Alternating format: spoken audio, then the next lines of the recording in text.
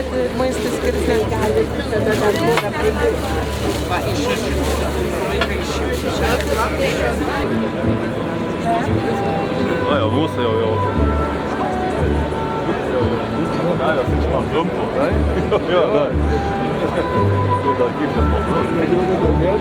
Stunde gab es ja.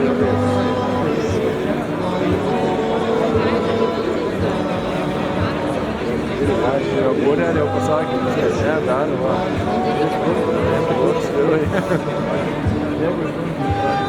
Erdvės. Prieikite arčiau scenos, kad sutiltų visi norintys. Na, jeigu mūsų darbė šiandien yra miestiečių ar miesto svečių, tad leiskite informuoti ir juos ir dar kartą perskaityti kreipimąsi į Lietuvos žemdirbius. Situacija Lietuvos žemės ūkėje sparčiai prastėja. Pieno sektorius jau ant išnykimo ribos, nes jo problemos nesprendžiamos iš esmės. Žemės ūkio ministerijos pasyvi pozicija, instrumentų neturėjimas dėrybose su perdirbėjais parodo visišką institucijos ir jos vadovo neįgalumą. Ūkininkai žemės ūkio įmonės likviduoja pieną ir galvijų bandas, atsisako investicijų. Valdininkai kasdien rengia naujus augalininkystės žlugdančius reikalavimus. Didžiulės žemdirbių kritikos ir pastabų sulaukęs strateginis planas galų gale jau lopamas, o iki deklaravimo liko tik mėnuo. Valdžios institucijos iš viršaus, kaip niekada aktyviai kraunant žemdirbių pečių vis naujus, nepamatuotus apribojimus, draudimus, absoliučiai nesigilindamos į galimas pasiekmes žemės ūkiui, agroverslui, visam kaimui. Žemės ūkio ministerija nerodo jokių pastangų atsakingai atstovauti jai patikėto sektoriaus interesams. Apie jos kovą už žemdirbius net kalbos nėra. Nerimas dėl išgyvenimo kyla visose šalies ūkiuose. Gyvulininkystės, augalininkystės, paukštininkystės, kiaulininkystės, sodininkystės, daržininkystės ir kitose. Metas susirūpinti savo ateitimi. Metas pasakyti griežtą stop pieno ir visų Lietuvos ūkių žlugdymui. Atleiskite į šią sceną pakviesti Lietuvos pieno gamintojų asociacijos prezidentą Joną Vilionį. Kągi, mėly žemdirbiai, malonu, kad jūs dalyvaujat. Man visą laiką tenka išeiti vienam ir man sako: Vilionė, tu nemoki ūkininkaut, tu vienas reiki ir šneki. O mumis sutinka, kad ir ministras jį sutinka su duona druska. Tai šiandien jūs turit pasakyti, ar mums reikia tokio ministro? Nereikia. Taip. Tai va, kadangi susirašusių šnekėtojų yra daug, tai aš pasakysiu, kokį mes scenarijų padarėm, ką mes čia šiandien turim tą darbą nudirbti. Visų pirma, šiandien jau yra mūsų delegacija prezidentūroje, nors, kaip žinot, prezidentas yra išvykęs, bet mūsų delegacija turi susitikti ir čia ateis, pasakys, ką mes prezidentūroje. Mes įsakėm savo reikalavimus ir jūs išgirsit. Žinoma, mes turėsim visų pirma paruošę rezoliuciją ir jūs turėsit pritart, kurią mes nunešim 12 valandą be 5:12 nunešim Seimo pirmininkei Čmilytei. Ten eis delegacija ir vyks dėrybos. Taip pat mes buvom parašę premjeriai, kad jinai susitiktų, bet jinai mums parašė, kad negali, yra ten kiti reikalai reiškia jai, bet jinai mums parašė tai, kad jinai norėtų susitikti su mumis 14:30, 15:30. Mes išėmė leidimus šitam mūsų mitingui, reiškia nuo 11 iki 15 valandos. Tai jūs turėsit nuspręsti, ar jūs lauksit, kol mes pareisim, ar nelauksit. Dabar kitas dalykas, ar turit pasakyti, ar einam pas premjerę, ar neinam. Visi pasakykit, ar reikia? Jūs tada lauksit visi, kol mes ten su jie šnekėsimės, ar ne?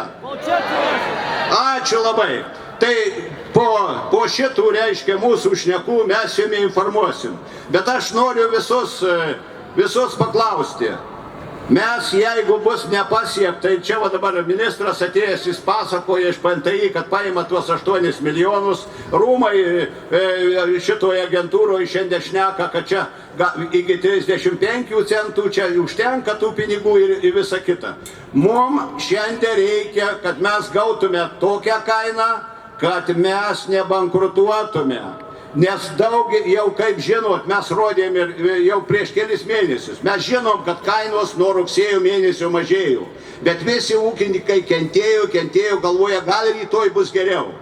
Tai va, mes tikrai šiandien išgyvent tom kainom negalim. Taip ar ne taip? Ačiū. Dabar tai, kad mes visi susivienijom, šiandien ir žinot, ir žvėrelius žada sunaikyti, ir grūdininkam ateina labai sunkios dienos, jūs patys visi žinot, kokios grūdų kainos, kokios trąšų kainos, ir kokį mes dar laukia. Kitas dalykas, visi žinot, puikiai strateginis planas, kurį nusamdė Olandijos institutai, mums sugalvojo, kiek tų ekoschemų, kiek tų gabų, kiek tų valdymo visokių reikalavimų. Visi pajusim tą. Ir be to, tų pinigų už hektarus mes deklaruojam apie 3 milijonus hektarų, o jų yra bazėje tik tai 2,6. Tai mumi visus yra paruošti tie reikalavimai, kad mumi visus turės bausti ir kad kaip atimti iš mūsų tuos pinigus. Tai aš, brangus žemdirbėjai, vienaip ar kitaip, aš labai man malonu, kad jūs visi dalyvaujat, bet vienaip ar kitaip visų jėga ir reikalavimas yra mumyse. Ir tai malonu, kad jūs visi kartu, ir aš manau, kad šiandien ne vienas neišdrįs pasakyti, kad čia vienam reikia ar kitam. Šiandien visos ir grūdų, ir pieno, ir mėsos, ir daržovių, ir žvėrelių, visos asociacijos šiandien dalyvauja. Ir labai malonu tą, kad mes, manau, ir ateityje, kam bus sunku, mes visi turim vienas už kitą, o ne tai, kad laukt, kažkas ateis, kažkas padarys. Tai aš tada perduodu kitiem tą šneką, viską.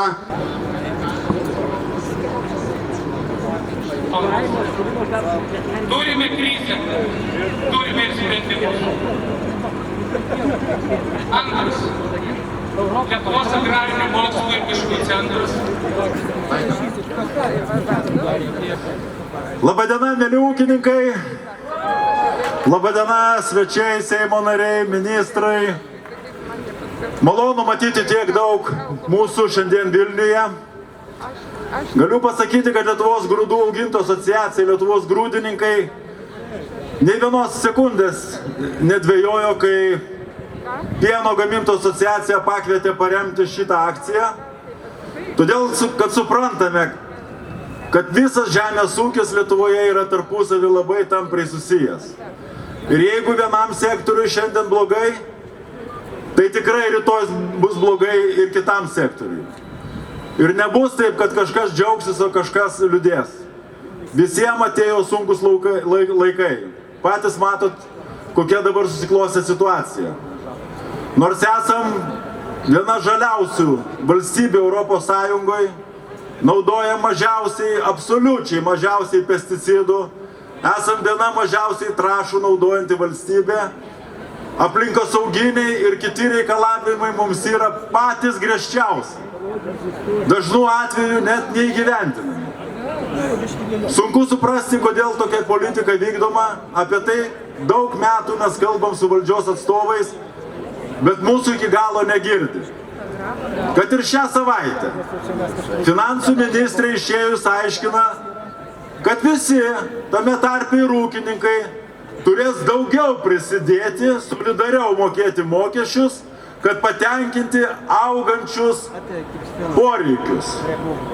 Taip, mes turėsim dar solidariau prisidėti, kad patenkinti miestiečių poreikius, tvarkant jų gatves, tvarkant šaligatvius, remontuojant mokyklas ir darželius, nes mes kaime tų dalykų iš vis neturim.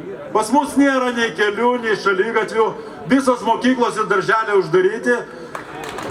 Tai mes pas save neturim kur ten prisidėti, tai turėsim prisidėti savo mokesčių. mokesčiais labiau prisidėti prie miestų tvarkymo.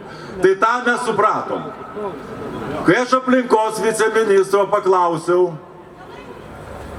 kodėl tokia politika vykdoma, prieš tai jis entuziastingai pareiškė, kad taip, turėsim visi prisidėti prie švaresnės Baltijos jūros ir kad įgyvendinti šitą tikslą mes paimsim 8000 hektarų prie melioracijos griovių ir uždrausim ten bet kokią ūkinę veiklą.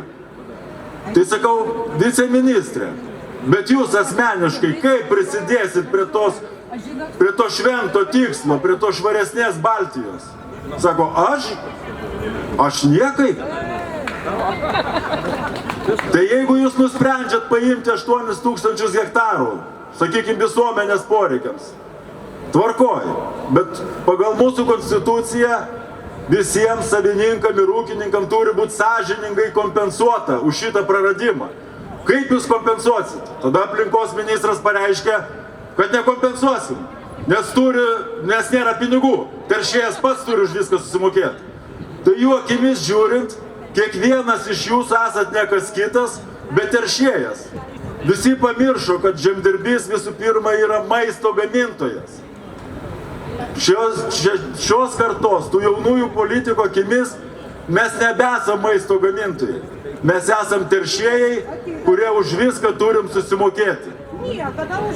Tikrai negalim su tuo susitaikyti. Ir aš tikiu, kad šita šios dienos protesto akcija yra nei pirma, nei paskutinė. Bus dar didesnių ir dar smarkesnių akcijų, kol galų gale mes būsim išgirsti. Ir politikai šituose rūmose atsigręš į kaimą ir pradės priminėti sprendimus tokius, kurie įgalins mus išlikti savo darbo vietose, savo ūkiuose ir išlaikyti savo ūkius ir perduoti ateities kartom. Kito kelio mes neturim, kelio atgal nėra, tik pirmin. Bet tam turi būti visiška mūsų visų vienybė, visų asociacijų, visų žemdirbių, visų rajonų, mažų ūkininkų, didelių ūkių, ūkių darbuotojų, žemės ūkio sektorių dirbančių įmonių, kurios teikia mus trąšas, pesticidus, techniką, paslaugas. Visi turim suremtis pečius, nes mūsų sektoriui yra iškilęs mirtinas pavojus. Nenuleiskim galvų, bet kovokim už savo teisės. Na, aplaimais pakvieskime į sceną Lietuvos ūkininkų sąjungos vicepirmininką, Plungės rajono ūkininkų sąjungos pirmininką Eimantą Marijus Kaktys, atsiprašau, Marija. Akis jau bėga į priekį, sąrašas didžiulis. Labą dieną visiems! Vojergau, kokiai daug čia jūsų, negal ne visų matyti aplinkau.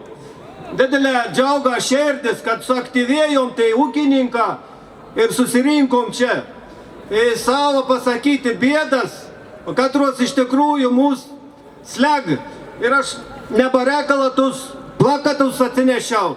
Čia visa ir mano istorija. 2003 metą prie Klaipėdos kelių blokada. Matot, tu jau parodys kitą. Čia tai buvo jau, kada mes atvažiavom į Vilnių.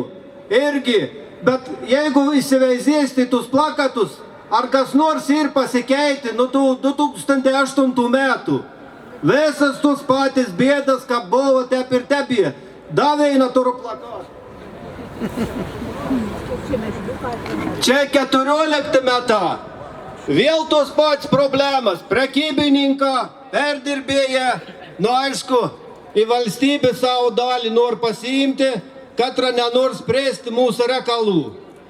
Tai čia istorija ir iš tikrųjų liūdna. Ir ta istorija viskas keli metą kartojas. O kas dėl to kalts ir kada tos priežastys ir tos patys kaip ir buvo. Tai mes pirmą visi sakom, padarykiam teisingą. Ton dalį, kur uždirbam, pasidalinkiam vis teisingą. Bet nėra valios išspręsti. Tai ministrė, ar galim išspręsti ar negalim? Kaip, man atrodo, klausas, pasakyk. Reikėtum išspręsti, kad žemdirbys uždirbtum ir gautum tas pajamas teisingą. Šiaip labasam visuomenį klaidinama viceministrus Paulius Astrauskas. Ar jūs, kur pateikat lentelis, jeigu galvojat, kad gal už 80 centų pardauti peiną, tai mes jums pardausim už 40 centų. A sutinkam pardauti už tai? Tai jeigu ir tokia kaina 80, kur nieks Lietuvo nėra matęs, ir ton visuomenę visim rodo ir pristato per visas televizijas, aš galvočiau, kad čia toks, kaip ir pasityčijoms iš žemdirbių. Jeigu ten ir kažkokia įmonė gal veina, ledus gamina, dako nors, gal ir gaun ton 80 centų. O mes kai gaunam, pakelkit, kas gaun 15 centų? Kas gaunat? Matot? O kas gaunat 80, a į ronkų? Tai jum ir atsakyms ir. Ne vien žmogus negaun ūkininkaudams tokių kainų. Ir neklaidinkit premjeris, neklaidinkit visuomenės. Nes ta kaina ir nereali, ir neteisinga. O šiaip noriu, kad iš tikrųjų mes būtumėm vieningi ir labai dėkoju ir grūdininkam, ir kitom asociacijom, katros dalyvaun čia ir parem mumis. Ir mes tuo peinininką iš tikrųjų neužmiršėm. Ir kada bus kitim bėda, tai visuomet prisidėsim ir atvažiausim. Tai aš galvoju, kad šiandien esam vieningi ir dalyvaudamis tai pas prezidentą arba Seimo rūmus kažkokių turbūt išgersiam gerų žinių, katras galėsim savo numiškiam parvažiavai pasakyti, kad tas kaims iš tikrųjų dar išliks gyvybingas. Ir nebus taip, kad atvažiavę anūką nepajaus to, nors ir jūs, sako, miestietė sako smerd, bet kada nebebus to mėšlų kvapą, bus pasielgin ir turbūt norės iš kažkokios dėželės paustyti, kad buvo toks kvaps. Aš sakyčiau, kad turim išlaikyti gyvybingą ton kaimą ir kad peina ūkė, gal didėti ir nedidės, bet kad išsilaikytum tokiai, kokie jie dabar. Ačiū jums visiems, kad esate čia su mumis kartu.